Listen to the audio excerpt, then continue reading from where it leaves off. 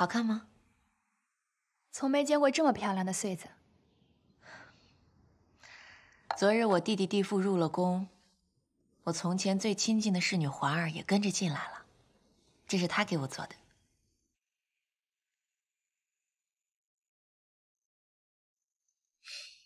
犯了些错，早早出宫嫁人了。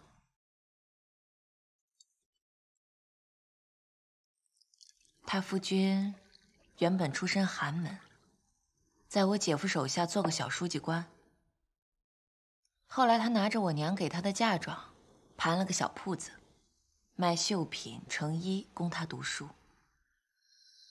8年下来，一个小铺子做成了京城有些名气的绣坊。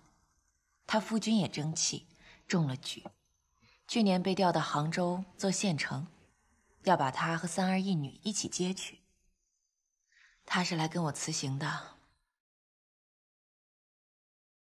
说他舍不得京城，舍不得把铺子卖了，舍不得曹家人。娘娘，环儿想再叫您一声姑娘。环儿如今才明白，当初您赶我出去，对我有多好。环儿自小都以为自己会陪着娘娘一辈子，姑娘嫁给谁，环儿自也是那个人的。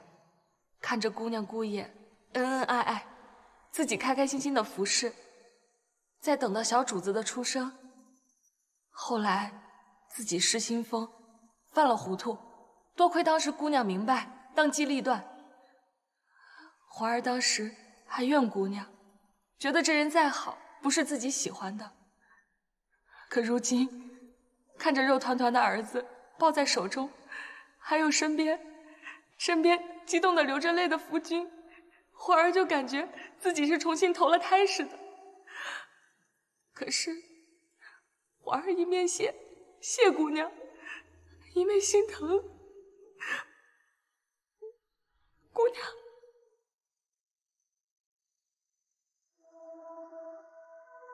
这个环儿姐姐定是跟她夫君极好了。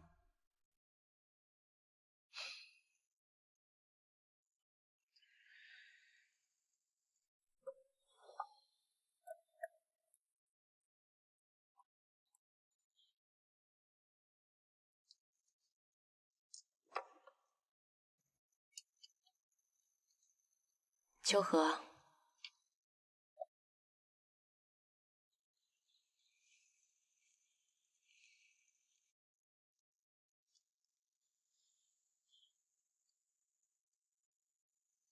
打开看看。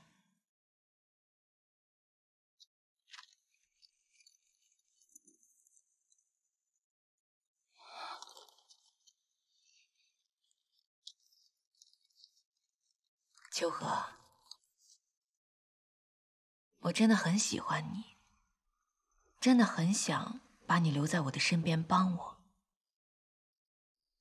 但是，崔白并非我最初以为的那样，只是一时心动，风流心醒。最近他声名鹊起，官家和几位学士都极爱他的画。燕相公还亲自给他做媒，对方也是书画世家的嫡长女。但是，他却拒绝了。他说他心中已经有了钟情的女子，他生性不爱拘束，若是不能得钟情女子为妻，一起云游天下，倒不如自己一身来的自由自在。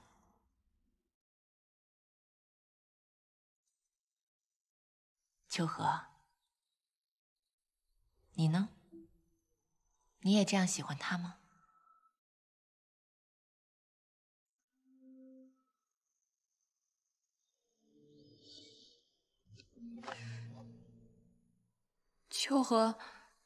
秋荷也舍不得娘娘，但是她托人照顾我的爹爹和爷爷，我很感激。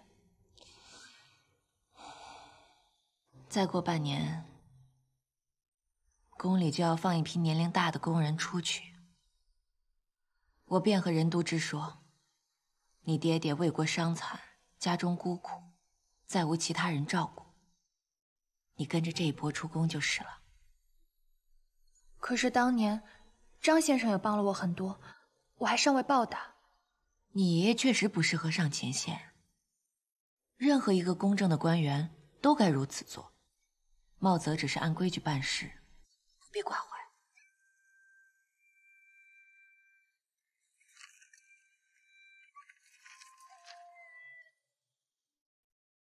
上回听说娘子胃口不好，瘦了许多，我琢磨着做了这些小玩意儿。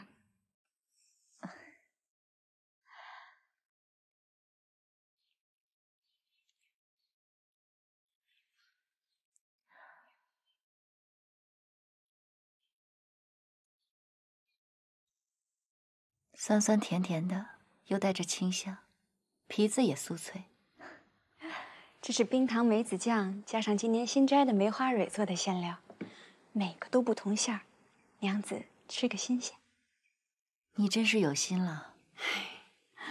我夫君最近心情不好，胃口差，臣妇本是试着做些花样讨他欢心，他胃口倒真是开了许多。我就想着，娘子一直病着，万一这病中也想吃一口酸甜清香的点心呢。不过啊，只有给娘子的，特意做成了不同的花儿，只有这美丽的花儿啊，才配得起娘子。王忠诚他为什么事烦心啊？还不是欧阳兄那起子人，之前一直拿私事讥讽，大约是铺垫够了，终于开始直接攻击我夫君，说他是庸才，便是嫉妒。王忠诚19岁中了状元，又成事千亿，官家极爱。他欧阳兄算个什么？2次落榜，直到晏殊做了知贡举才中。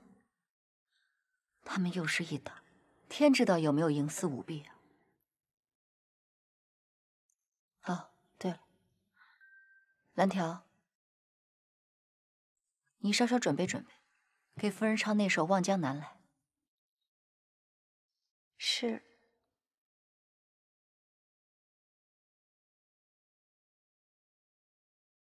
半月前，监察御史梁坚重病之事，他负责庆州知州滕宗亮贪污公用钱案，臣便自那时起接手，继续勘察。王忠诚也是进士出身，这御前奏事用字如此不讲究的。梁坚所奏，滕宗亮是滥用公用钱，且是否滥用了，都还未有定论，怎就污成了贪污了？启奏官家，臣虽不才，却也是经历3试，官家钦点的状元，文章做的再平庸，字也是会用的。梁御史说是滥用，臣说是贪污，自然是勘察有了进展的缘故。功臣，你说。昨日接到燕都的信，信中奏报，勘察过滕宗亮在庆州时候的账簿，并依次核查曾受公用款的官员时，滕宗亮借着不在狱中拘禁的便利，借机烧毁了魏州知州时候的全部账簿。滕宗亮之所以在勘察期间不拘禁狱中，便是范相公和欧阳学士保奏的结果。如今魏州账本被毁，案情无法继续勘察，故意毁灭证据一事，若非贪污，还能有何解释呢？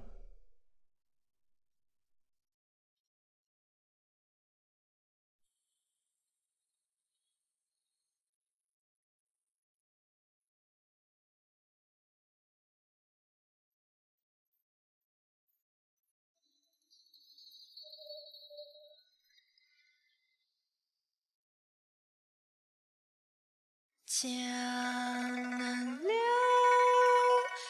宵未成饮，人未醒，请那人证。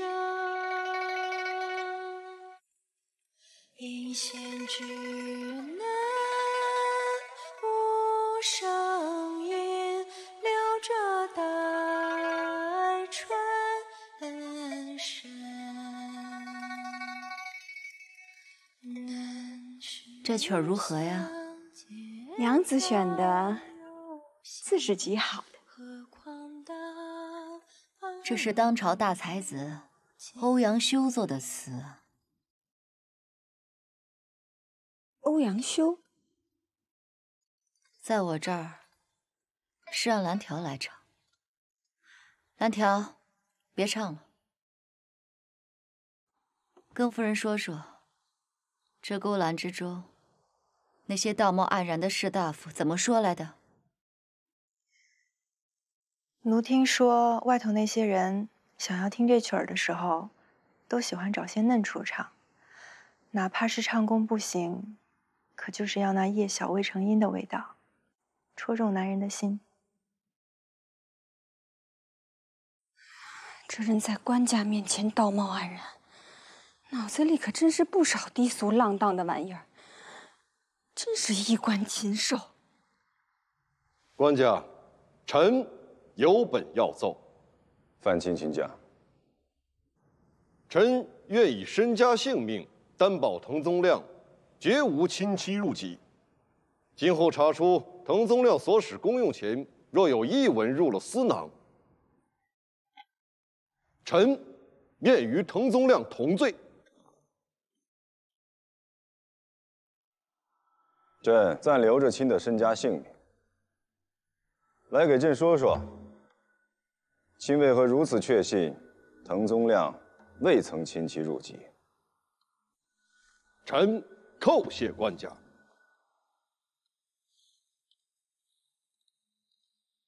其一，梁御史所陈，滕宗亮费公用钱16万，但臣所知，益州府之公用钱尚远不到16万之数。对此，三司度支和兵部官员都心中有数。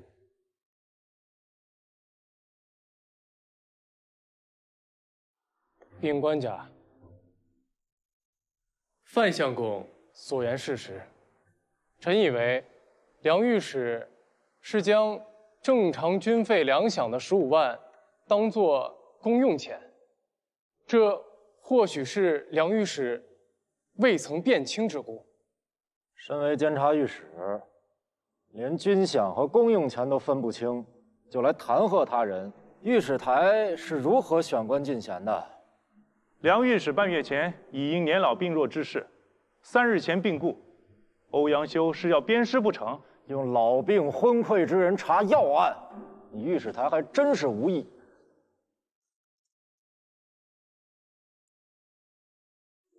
范钦继续讲。其二，滕宗亮所使公用钱市数为3000余，此3000余钱是否为滥用，此时便可请官家评判。是葛桓敏兵败，向西溃退，周金官员借荆幽无计，此时靖州无兵，而夏军已到魏州120里处。滕宗亮沉着应战，遣人寻周边农户强壮者数千人，给予薪资，招入城防守。而彼时正是隆冬苦寒之时，军情愁惨。滕宗亮仓促之下，用公用钱买周围农户牛羊，杀生备酒犒军。夏军见我军群情大振，士气重起，彼方已于前战中毁伤过半，便即退兵。此一项，臣以为滕宗亮唯一不足，便是以公用钱买牛羊，有所亏价，却也是为国事。当时情势急迫，情有可原。梁监奏宗亮在滨州声乐数日，越人弟子得银碟子30-20片者，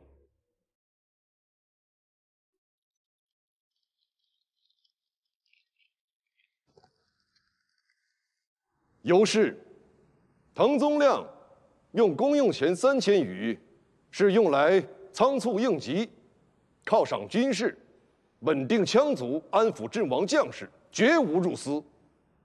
其中确有违规之处，譬如用公用钱做贸易，以所得利息劳军；譬如节日招妓乐于军。然此几项，皆因西北寒苦，而强寇至日，军士当以命搏，舍身用命，便在须臾。臣自以为，并非贪图享乐之人，然立于西北风沙之中，一时感悲怆凄凉，于是以己之所感，推击于众人，因此亦曾招祭月于君，以稍解凄凉，亦以公用钱给将士中父母孤老、家境极贫者。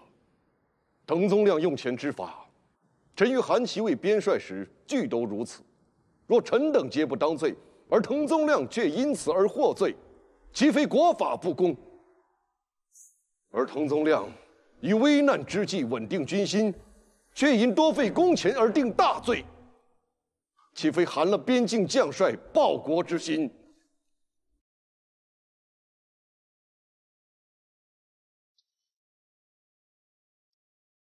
官家，边将狄青在殿外等候。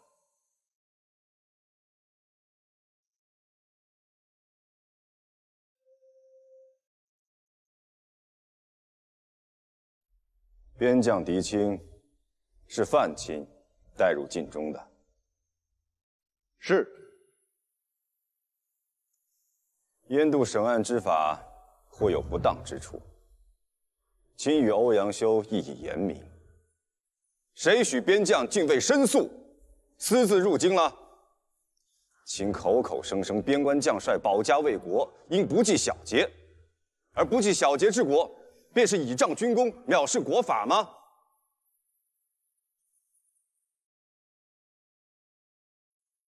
狄青入京，确实违规私入，当罪。他亦明悉愿承担一切罪责。但狄青入京所为并非私事，臣以为，在定他私自入京之罪前，当先听他向官家陈述营建水洛城之事。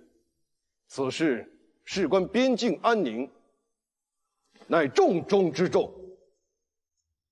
水洛城？嘿，给我！这给我！小心，小心，小心！公主，我们玩躲猫猫好不好？好啊！我来，你们两个去躲，我来捉。1、2、3、4、5，找一找，小心不要摔了。快点，我们被他追上来了。我们躲在那里好不好？快点，公主，快点，在这里，小心，小心，小心，快点，快点。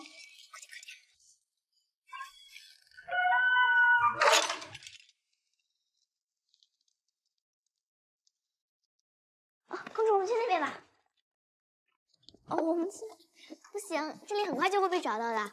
我们出来吧，来，对，去那里，你看那里不会被找到，很快不会找到了。对，他不会找到我们。哎呀，公主，千万不要出声啊，小声一点，手好。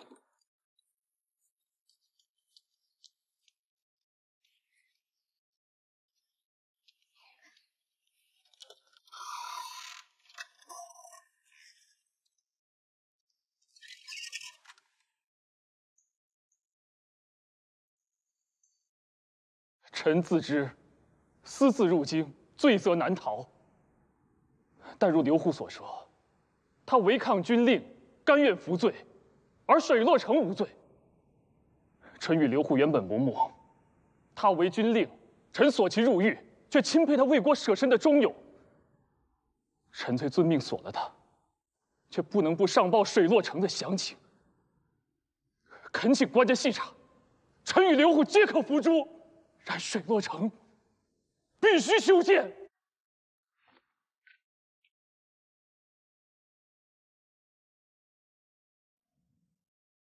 好了，起来吧。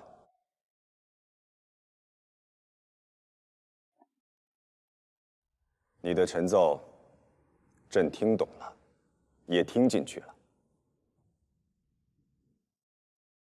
你不起来，朕派谁回去将刘祜放出牢狱，戴罪立功啊？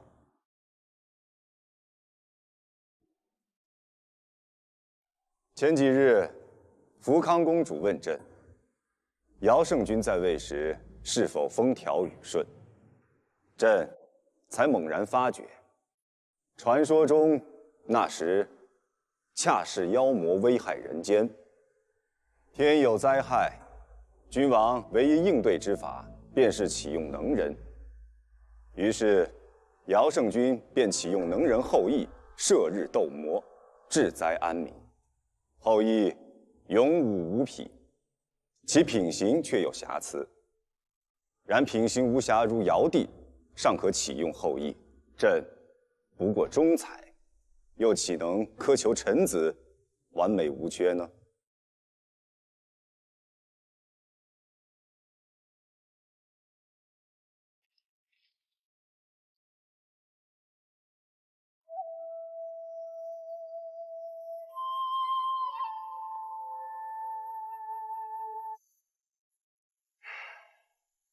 滕宗亮、刘祜、狄青，都是魏国能臣，所犯罪责亦是出于一片公心，因在战时，理当额外审视处理。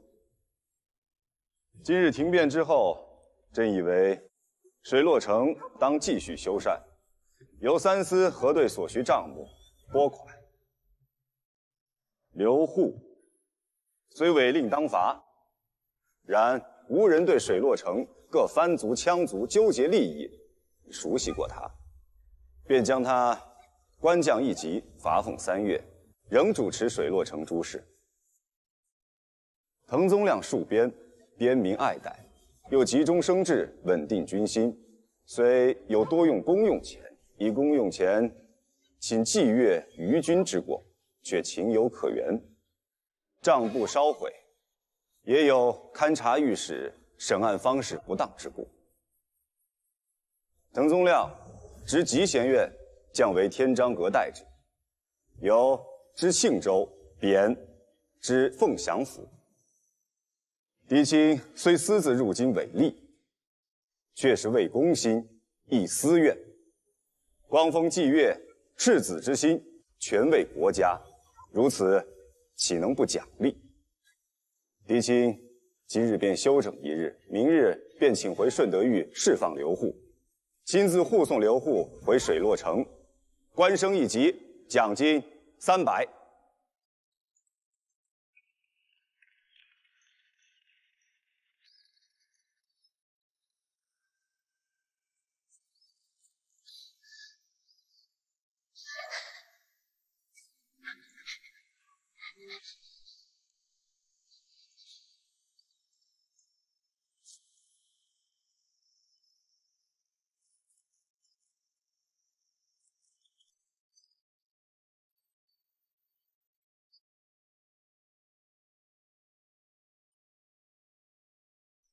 公主，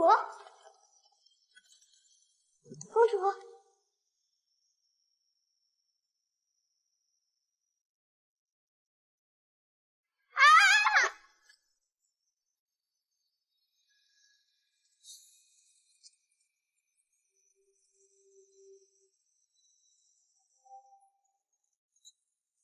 哎，西文兄，今日雄辩啊，力挽狂澜，又见狄青上殿，这下可是使官家摒除了朋党之疑。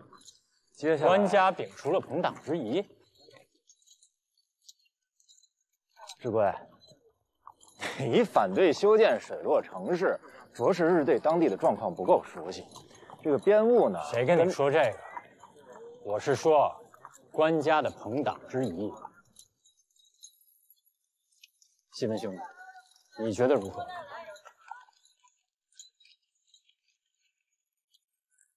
我想，此次我如此逼迫官家，纵官家信我人品，亦信了我所有言辞，心中也难免会不舒服啊，会觉得我有逼迫君王从谏之心。众焉为官家所恶无妨，但若让官家觉得我等结党，于新政极不利。过几日我会上一份陕西防务建议，再以合约方定，边界尚不尽安为由，请求出京巡抚陕西。哎，这使不得呀！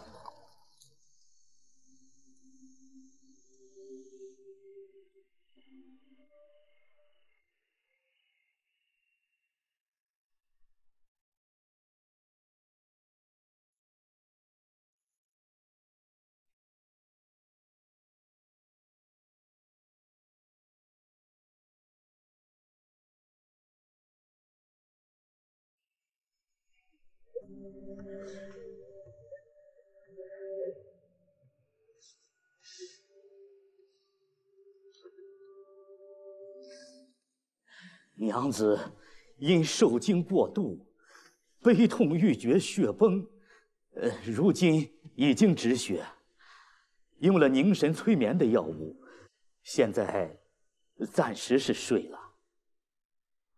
公主应当是哮喘突然发作，未经及时救治，窒息。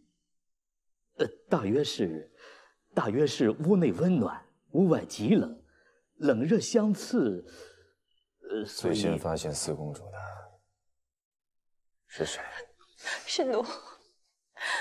奴当时准备送薛夫人出门，听得一声尖叫，就看见银儿抱着公主跌跌撞撞地跑了出来。公主就那么软软地垂在他怀里，还好薛夫人发现及时，一边叫人喊太医来，一边帮公主急救。我们拍打公主的胸口，薛夫人还往公主口里吹气，可是臣服想尽一切法子救公主，一直不停地给她按压穴位、吹气，直到太医赶到，说已然无救。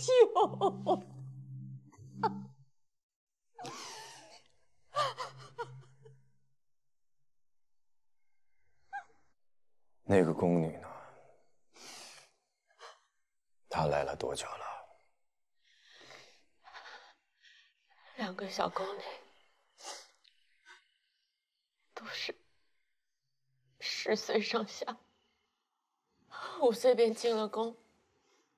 几年前，三公主出事，便被寻到了香伦阁来陪公主。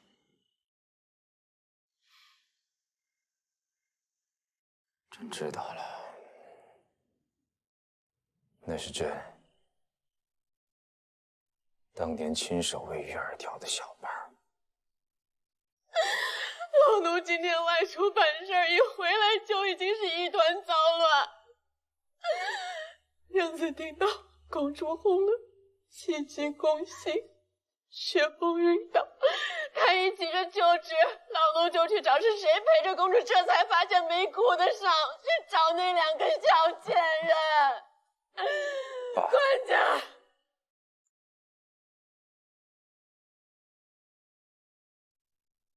那个情形，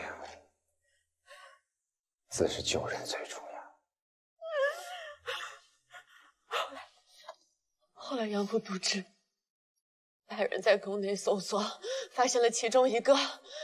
那个人看着杨府督知带人过去，竟然慌不择路，一头栽进湖里溺死了。另外一个暂时还没找到。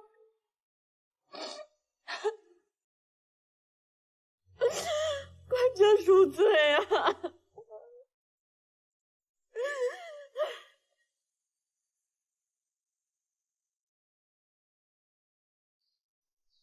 娘，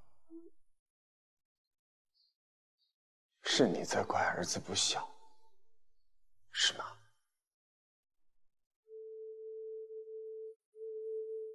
你告诉儿子，该如何弥补？如何弥补啊？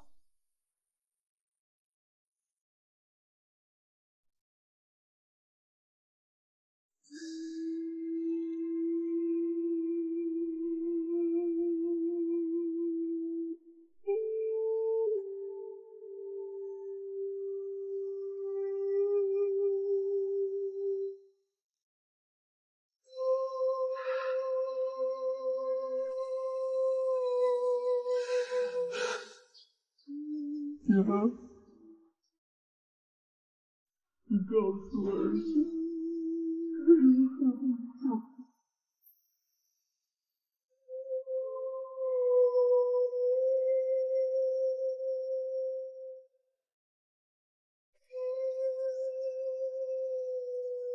荷儿，你一会儿还是进去。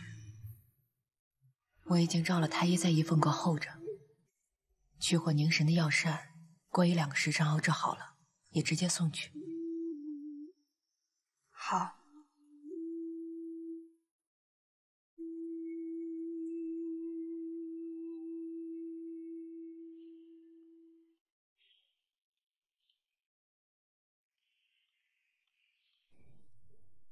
7日了，啊，诸位，这陛下辍朝已经7日了，那就算是四公主夭折，那这根本不合礼法，而且国事不要了。这陛下独宠张娘子到这般田地，列位相公，我等当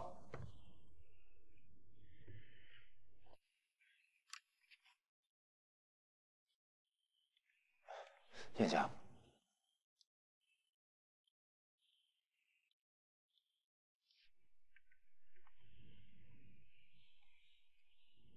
张相，这事儿，欧阳学士若是要写进谏的札子，中书也可以呈上去。不过，永叔，夭折的四公主，不只是张娘子的女儿。我知道，但是，他有为父母丁忧，哪有为子女而废公一说呀？别的不说，就说燕国当年，契丹陈兵国境，他要出使谈判，半路上娘子寄来家书，他看也没看就给烧了，是不是？那不就是怕私事影响了公事吗？后来才知道，的确是女儿重病，等他回来，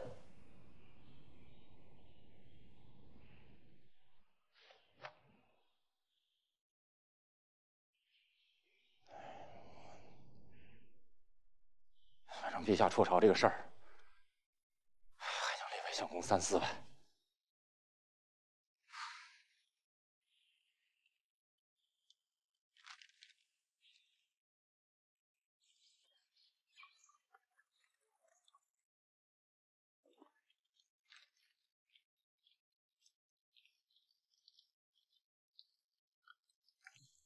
贾相公，请进。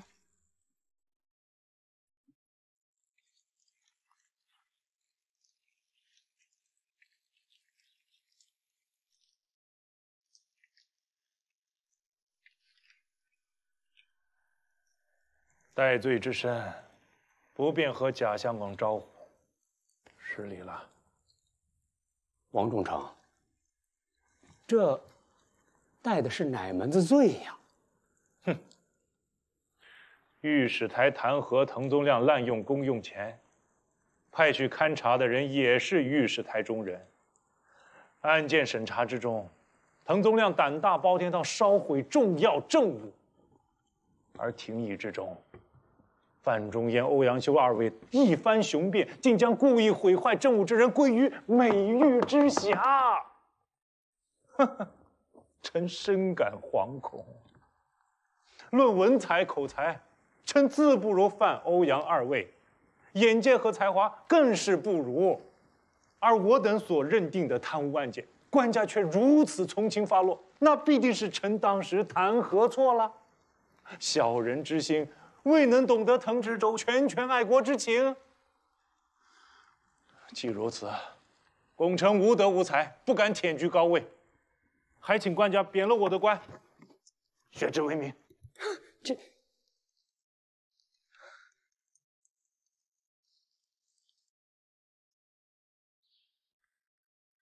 我记得大娘娘原来跟我说过，李娘娘在世的时候，最惦记的就是她唯一的弟弟。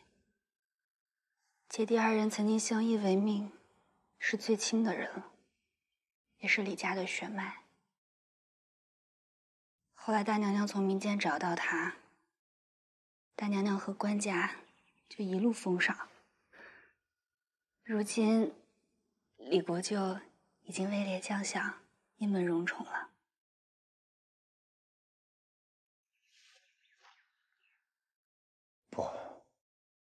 不，并不够荣宠。舅舅生性谦和，虽担了虚职，却从不倚仗权势。战时还几次以家财资助军费，不够。我给舅舅的封赏远远不够。来人，立即宣李用和入宫。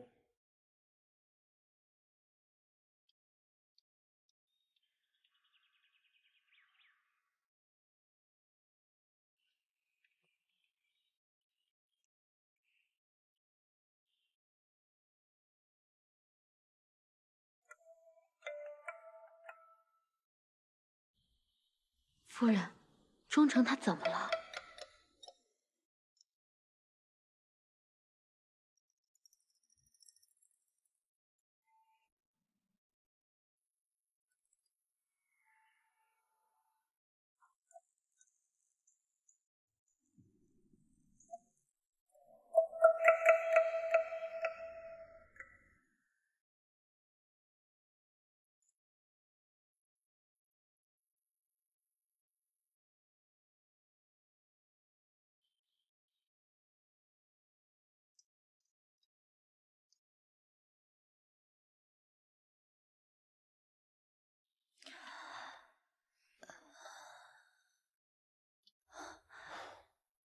官家，你今天不上朝吗？躺着别动。我昨儿过来的时候，你吃了药睡得沉，我就在偏殿睡了。刚才蓝条已经帮我梳洗好了，我就过来看看你。我已经醒了，睡不着了。等官家走了，等官家再来，有那么久的时候。再躺着便是。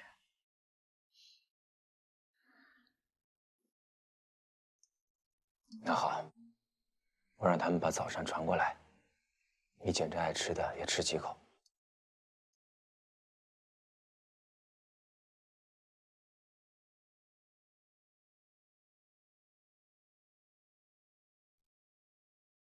这边，小心！来着！快点，慢点！慢点！小心！啊，不是跑，你耍赖！你是最新来，你耍赖！嘿，7、6、5、4、3、2、1，不许动！最新来，你快来抓我呀！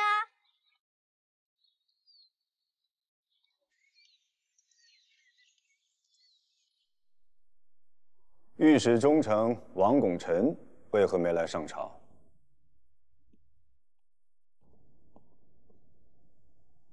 王拱辰戴罪在家，面壁绝食，请官家发落贬官。朕并不记得他犯了什么过错，为何要让朕发落他呢？王拱辰的札子说，滕宗亮一案，他焚毁账本，使得勘查无法继续进行。御史台认为他是公然焚毁罪证，罪恶滔天。而范相公和欧阳学士却称是御史台审案不当，科刑冤狱逼他所致。最终，官家将他官降一级，贬知凤翔府，这便是极轻的判罚了。哦，这是在向朕抗议。王拱辰说，滕宗亮焚毁账本，若不重判，那便是官家认为他焚毁账本的荒唐之举，的确是由负责勘察此案的御史逼迫所致。而勘察此案的御史听命于御史中丞，因此他自知有罪，请官家贬官处置。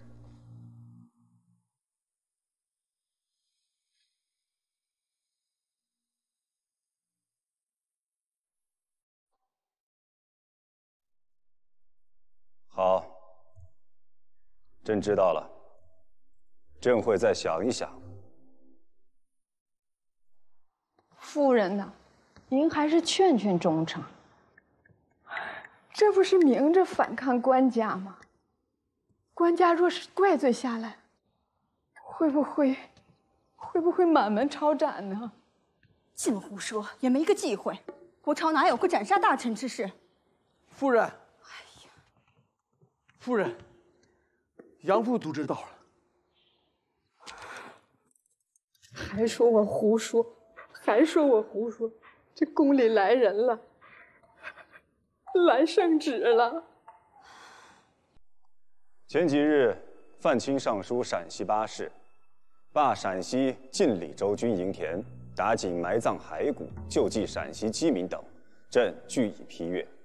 今日想细论讲说兵书一条。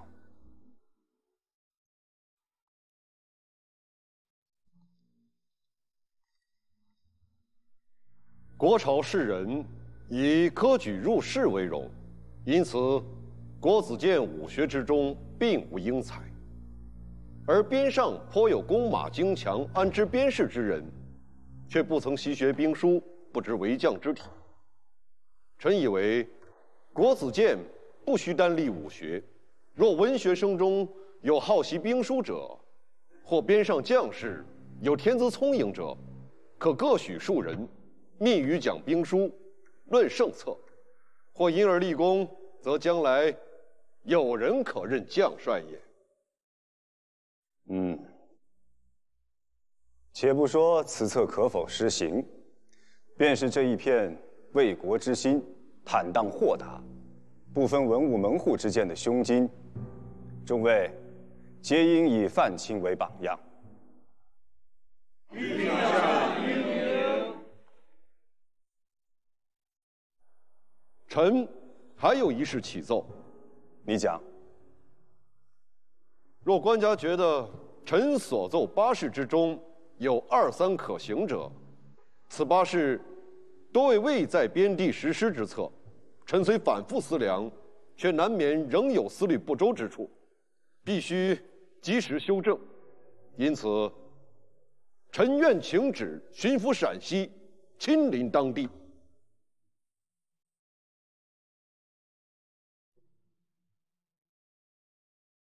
此事也容朕再思忖思忖。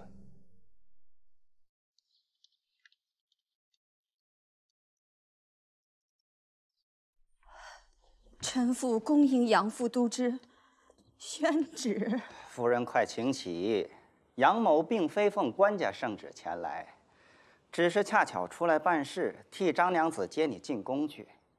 娘子闷了，想请你进去陪着说说话。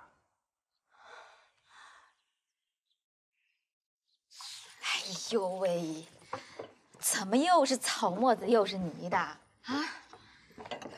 小皇子和公主感情是在地上打滚啦？是弟弟先扑倒我的。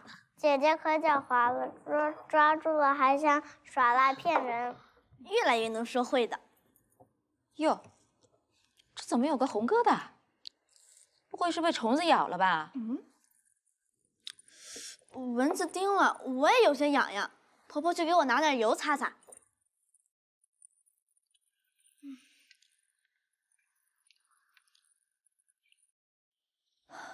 他去了，我觉得我的心都要死了，本想随他一起去，但是我今天早上一睁眼，看见官家就看着我，又是难过，又是心疼，又是害怕，就像我看见玉儿重病时心里的怕。所以我在心里跟自己说，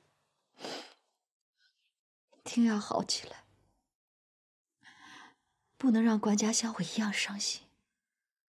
官家最疼娘子，娘子是知道的，所以即便是为了官家，娘子也要努力好起来。所以今儿个我好好吃药，努力多吃些善事，约你进来陪陪我。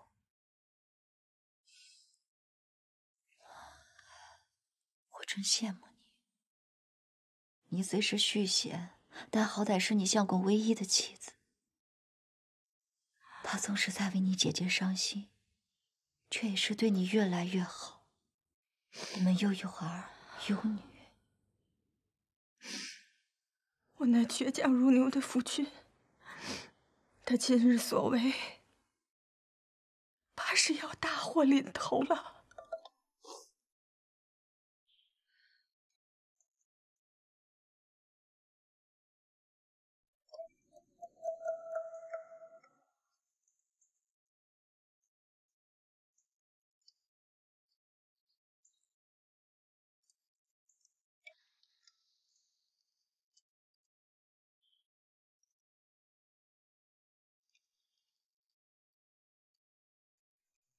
御史中丞王拱辰的札子里，通篇写着“陛下圣明仁主”的字，再加披头散发的装疯。他逼朕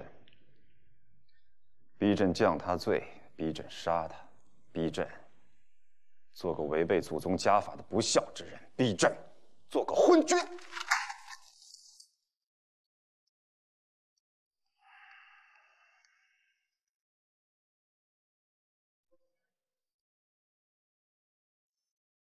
拾起来吧，朕又不能真整了他。你当他不怕死吗？还不是明知朕不能重罚他，把朕绑在仁君二字的座椅之中，看着他散步。官家，勾当内东门司张茂泽求见。进来吧。早上最近来还好好的，我看着他吃了2个包子，还有一碟小菜，才去皇后娘娘那边忙着过几日的宫宴。傍晚回来的时候，看他有些蔫儿，不肯吃东西，哄着他吃了些，过了半个时辰便吐了，躺下之后又吐了2次。我想会不会是中暑了，就请您过来看看。臣虽风闻了此事，放线严查，查到了这串通谋逆的书信为证。但是臣以为石介乃一介书生，复必亦非权臣，这2人又毫无党羽，他们又正目浩荡皇恩。此时传说这2人要行医祸之事，废主而立新君，这实在是毫无道理。黄承思虽查找了石介写给复辟的亲笔信，字迹也经黄承思鉴定为石介亲笔，但并未发现有任何谋反布局。臣可以再查，若真有，查出来也并非难事。这要你查的，并不是石介有没有真的想谋反。石介就算有这个心，也没这个能耐。那官家是想要臣查清源头，这也并非难事。不难查的真相，查它做什么？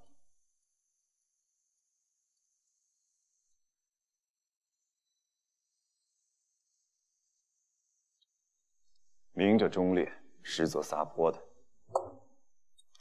表面恭顺，实则做手脚的。他们怕朕治罪吗？他们上有祖宗家法庇佑，下有江山社稷倚仗，处处是朕的顾忌。他们不怕朕，他们拿这一切在逼朕。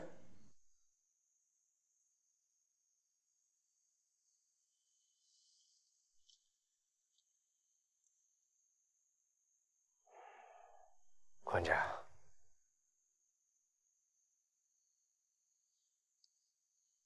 让中书拟旨，范仲淹所依陕西8事极有鉴定，是老臣谋国之奸，便遣他亲自出京，巡抚陕西。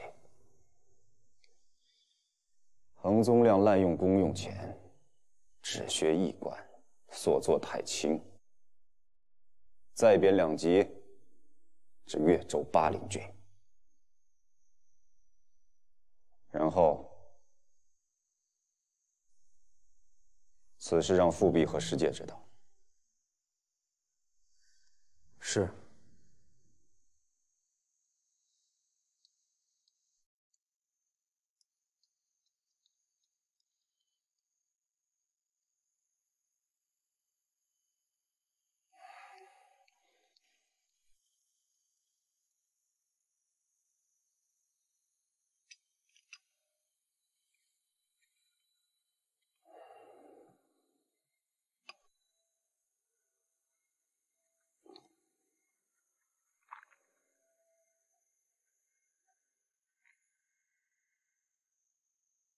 朕惹不起他们。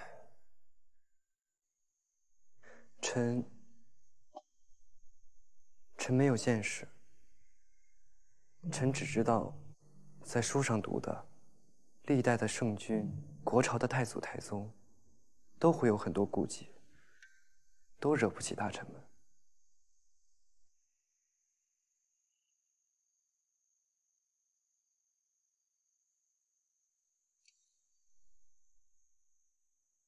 好了，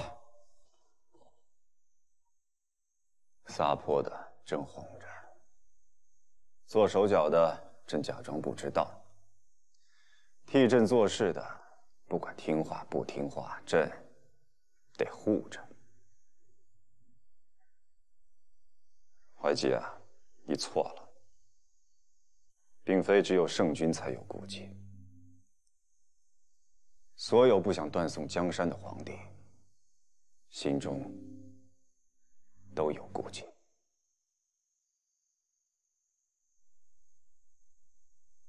晚了，今日不用再重整抄写了。朕去看看张娘子，你去怡凤阁给醉心来和慧柔送几件小玩意过去。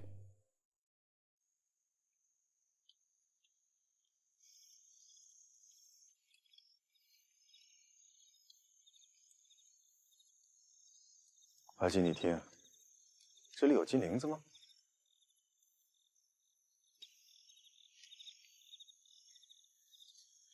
启禀官家，臣不知道。为什么又请罪啊？有没有耽搁差事？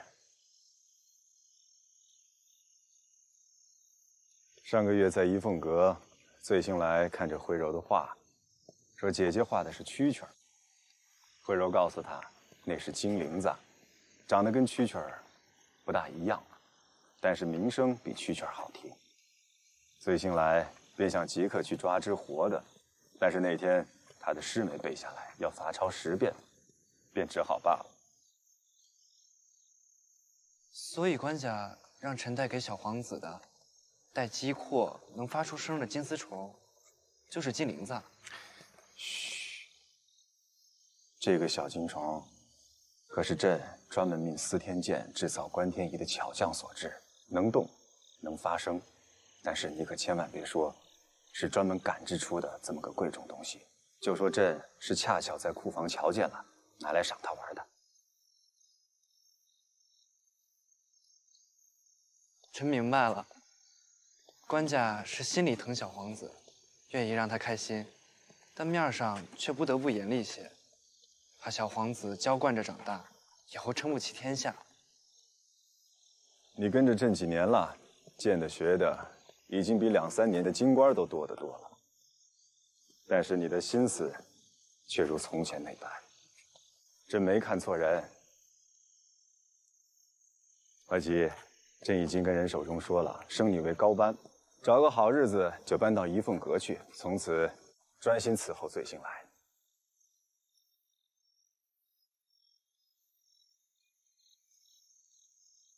怎么，不愿意吗？不，臣不敢。臣以后定会好好伺候小皇子的。朕懂，你是个重情义的好孩子，所以朕要让你陪着朕的儿子，一辈子疼他、护着他，有时也得劝着他。臣遵旨。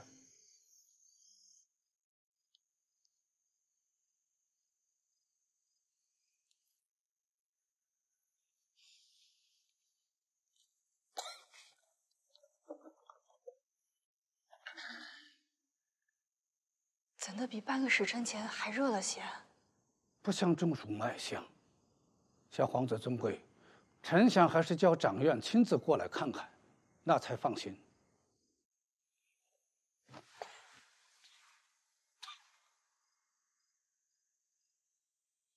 碧寒知道替前朝的事是犯了大忌讳，但还是想求求官家试试。这别的夫人们眼里都只有皇后，但是薛氏夫人却肯跟我好，又陪我吃饭，又给我做好吃的点心。我这几天心里烦闷了，就叫她进宫来陪陪我。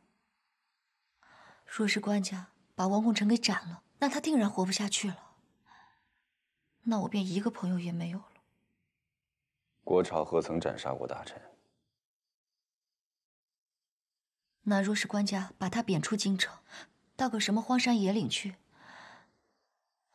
那这薛氏也不能常常入宫了呀。官家，碧寒能不能求求你，别发落王忠诚了呀？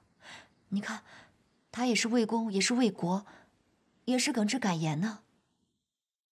再说了，那也许范仲淹他就是偏袒了，欧阳修他还一直陷害王忠诚，还有那姓滕的，也没洗刷滥用公用钱的嫌疑啊。直变一官就是轻了呢。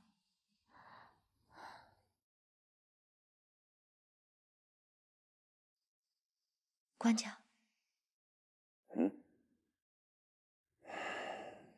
碧寒，你不懂朝政，不许胡说。我才不要议朝政，我只是想给薛氏的夫君求情。那就是让朕徇私情。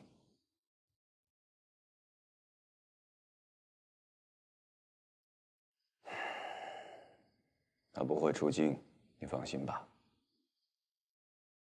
以后也不许再议论前朝事，更不许求朕徇私害公。那官家这次是答应碧寒了？不是说了吗？他不会出京。你若是烦闷了，尽可随时叫薛氏进宫陪你，但你也要答应朕，要尽量放宽心，把身子养好。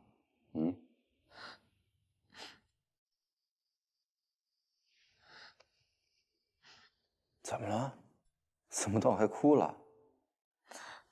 碧寒知道难为官家，没想着官家不仅没骂我，还答应了。此事如你所说，王拱辰也是忠君之血。总之，他不会出京，但是以后你也不可再议论前朝的事。你喜欢薛氏，让他常常给你宽心，身子也好得快些。官家放心，碧寒现在信了，官家对碧寒是真的好，碧寒一定会把身子养好。我要一辈子陪在官家身边，那便是神仙厉鬼也带不走我。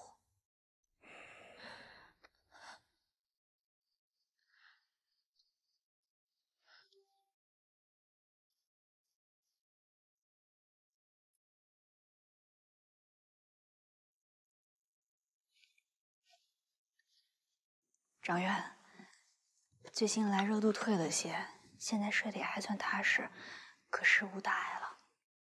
苗娘子，我等分别诊治后，做了会诊，觉得小皇子还是热邪入体，方才服了解热凝神的药丸，果然起了些效果。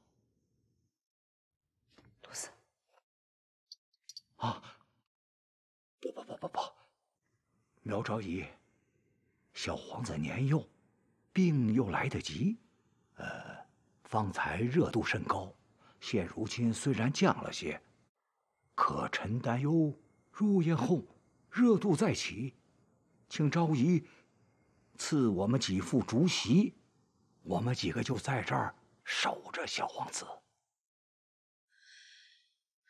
快去准备。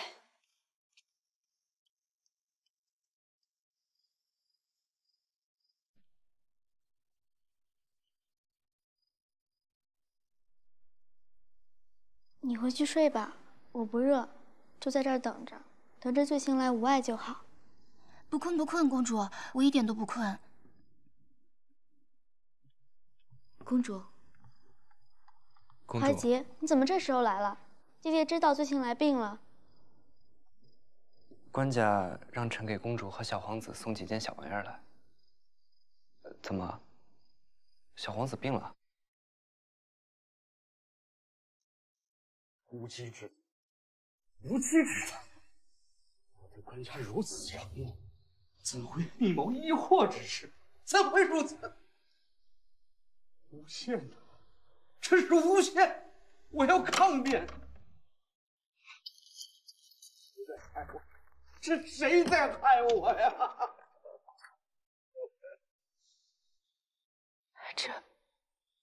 这是故意要置你和石先生于死地呀！官家英明，官家不会被蒙蔽，对不对？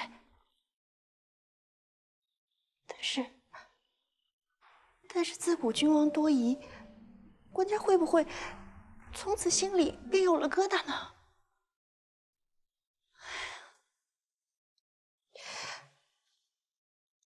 夫君，范相公、韩相公可知此事？要不，我还是去和父亲商量一下，听听父亲的指点。不，我明日就入宫，去见皇后娘娘。青素，你这是让官家和朝臣们看着我结朋党。前朝有身居高位的同僚好友，背后有官居宰制的岳父，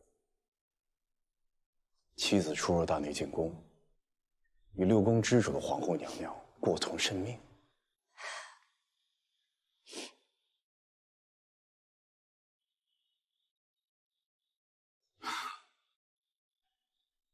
这么一说，我父婢仿佛真的有挟持君王的能耐啊！这可该怎生是好啊，夫君啊！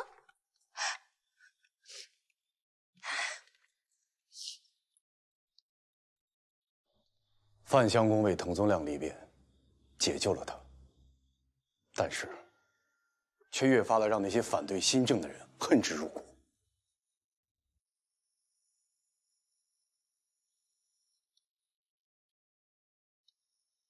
范相公说过，新政1年余，冗官以裁撤进办，算是小有成绩。如今战事已停，正是力求稳定、兴旺农商之时，而我等却力求除恶务尽，拔掉贪腐之根。这去根之举，必定有大震荡之险。如今这些人，就是极力的夸大震荡之险，让官家看在眼中。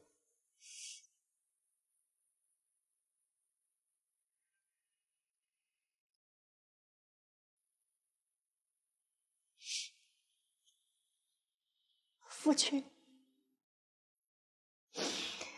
妾身本不该在如此大事上多言多语。夫君怎么走，妾身怎么随便是。但是这诬陷夫君的是谋反大罪，妾身只求夫君如今能先给几个孩子想个退路。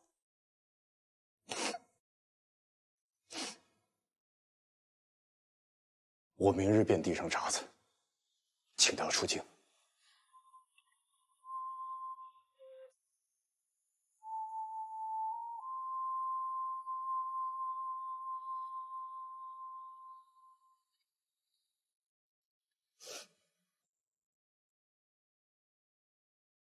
为彻底的革除弊政永正而引起的怨恨、逆反和仇恨，我也是才刚明白。无一不愿国朝震荡，百姓离国。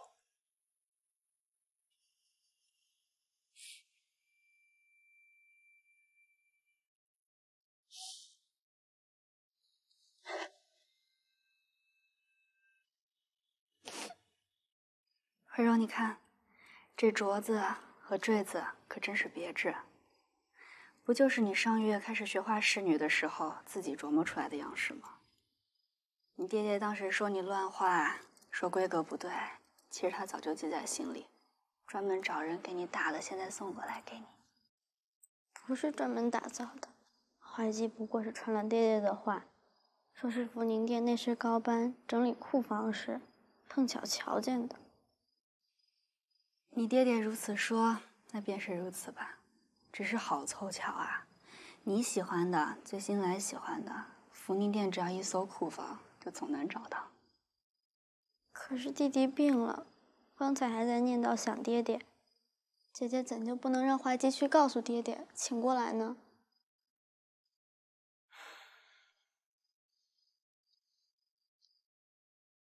你爹爹朝事繁忙，现在皇后娘娘也亲自下旨，连长院都亲自过来了，最近来也好些了。再说爹爹在降龙阁，怀姬没说，但宫里所有人都知道，这数月爹爹已经把降龙阁到福宁殿了。慧柔慎言，这岂是你一个小姑娘该议论的？娘子给太医们的软榻点心准备好了。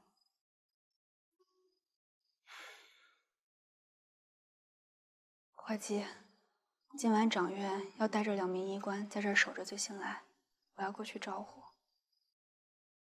你便替我陪陪慧柔吧。是。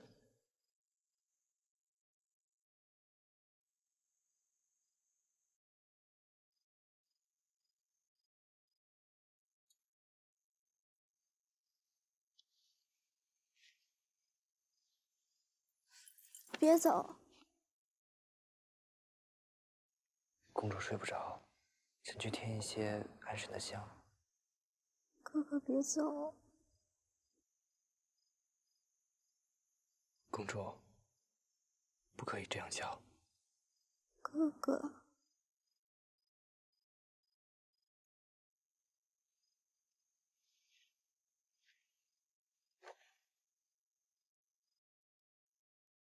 那公主先把眼睛闭上，臣不走。可是，闭上眼睛，就感觉不到你在陪我了。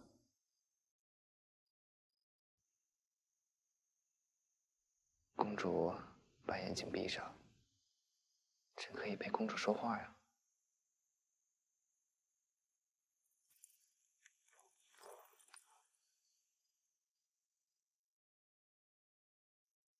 怀姬，你为什么入宫呢？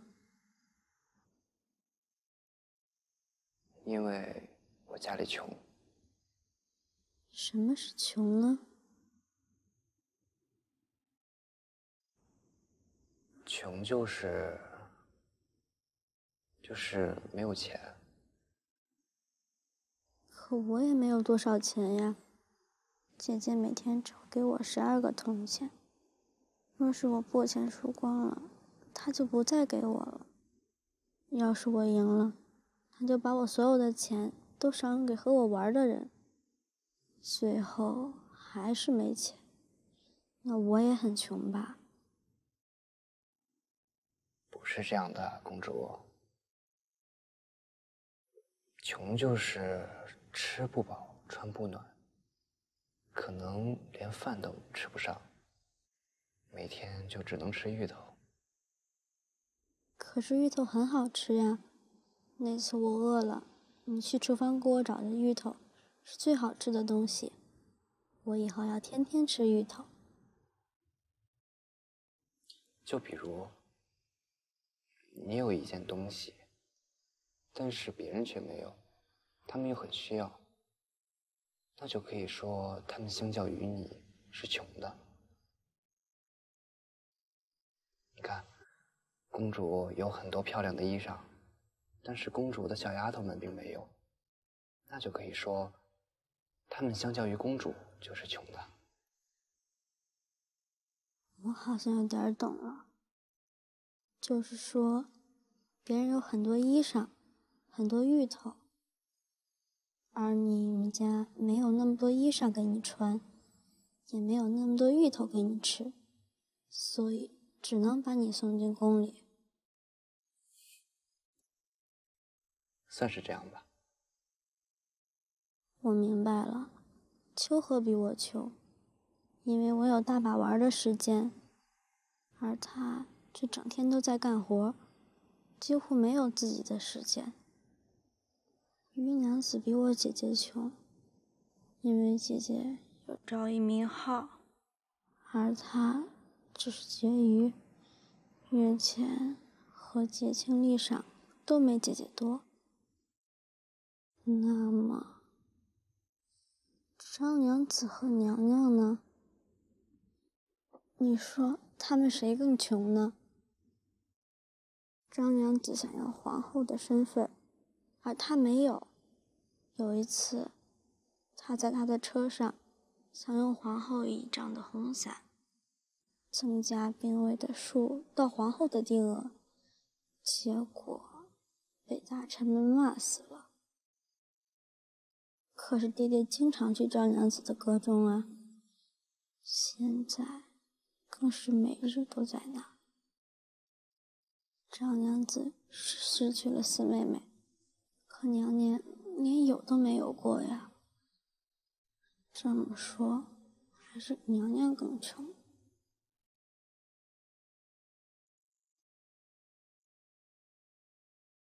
公主，快睡吧。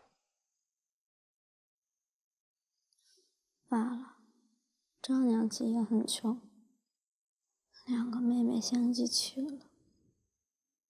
爹爹也很穷，他想做的事情，大臣们都不让他做。真惹不起他们。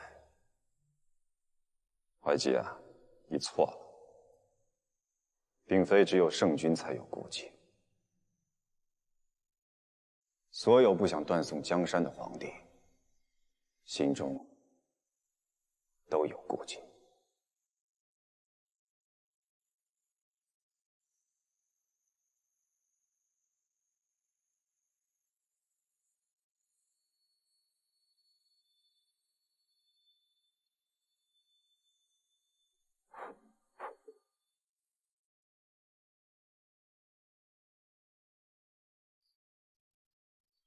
现在醉星来怎么样了？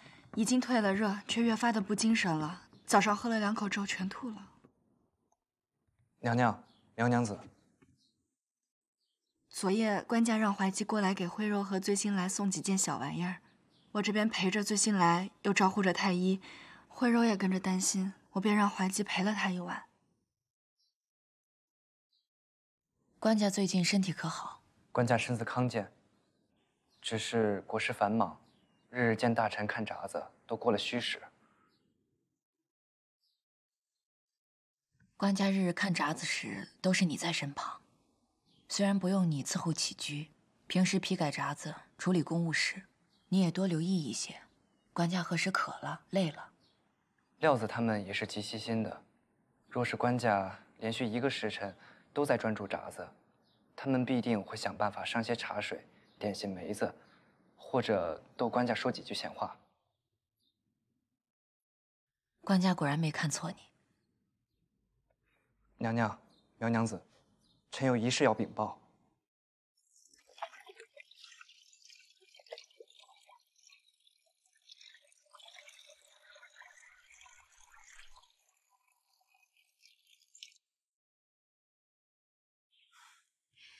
娘子今日气色好多了，我瞧这病呀，很快就能好起来。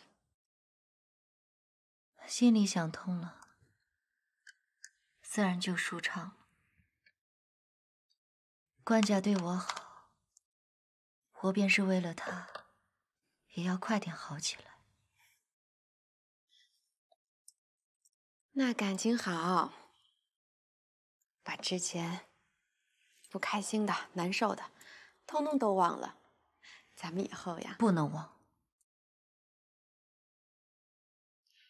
不会忘。我的孩子，我身上掉下来的一块肉，岂能让他白白死去？那日目睹瑶瑶发病逃出去的宫女，我一定会找到的，查清原委，抽了她的筋，扒了她的皮。婆婆，哎，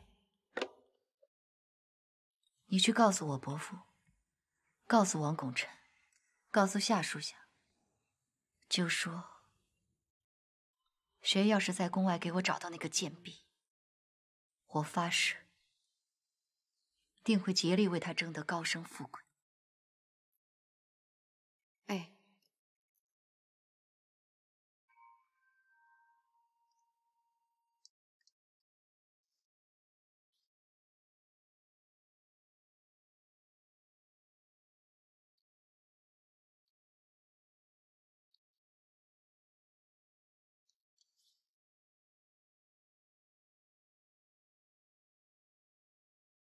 去请太医来看看公主。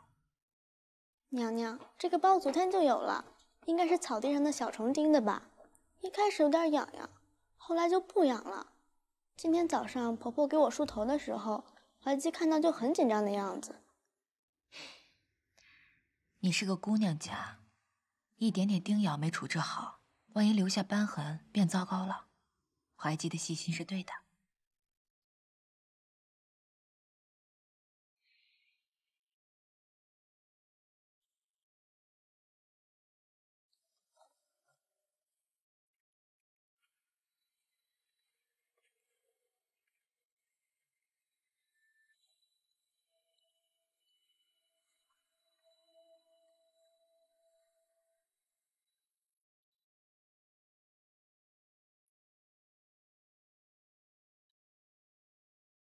娘娘见多识广，想必是发觉这不是普通蚊虫咬的，是蜱虫。臣需立即让人回医官院送来驱虫杀虫、除毒的器具。去吧。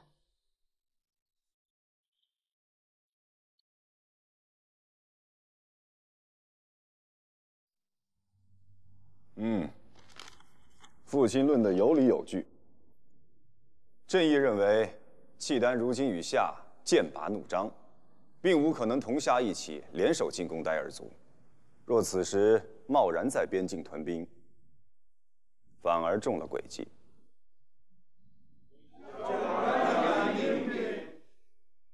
范钦上陕西巴士，朕深以为然。昨夜反复思忖，边境战事初休，百废待兴，确实需要一位忠直赤诚、坚韧不拔又富有治边经验的能臣前往。思来想去，范钦是不二人选。官家所言虽及是，但是如今朝中事已处处倚靠范相公，骤然外调，诸事怕是会失了头绪啊！圣上，臣以为苏顺卿所言极是，这事有轻重缓急，这新政。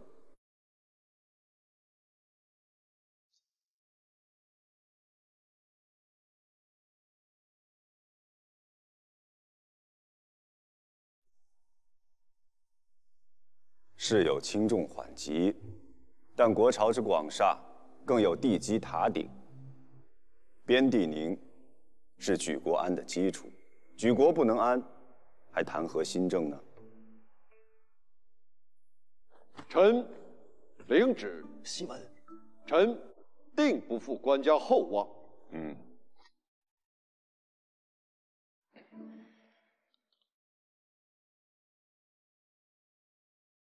近月来，河北灾疫频发，需要既忠且能的大臣前往巡抚。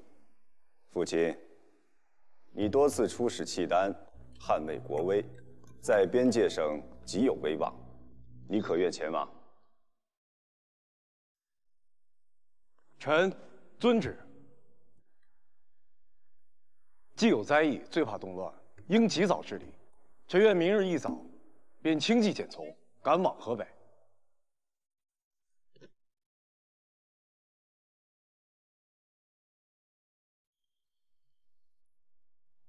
御史中丞王拱辰可在？到了。未敢进来，戴罪在外，等着官家宣召呢。未敢。既能弃朝廷的官服官帽，白衣披发绝食的明志，还有什么好怕的？那官家若今日穿戴整齐，便进来吧。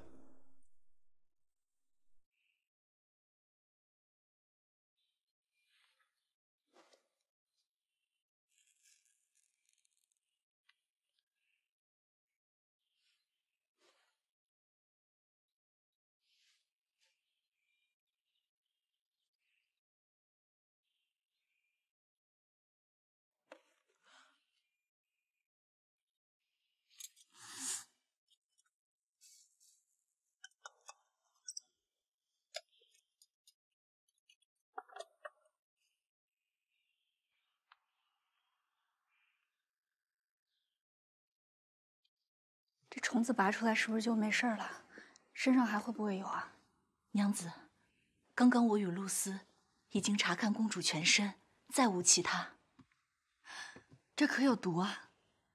此虫附着吸血，同时会释放出毒素入体，在当时跟麻药一样，因此公主无甚感觉。但是毒素入体，这可大可小，有的让人大病一场，有的无外乎疼痛几日。弟弟没事吧？我们俩一起滚在了草里。快去仔细查查醉星来身上有没有，不止耳后头皮，包括腿根丝处，会不会也被蜱虫给叮了？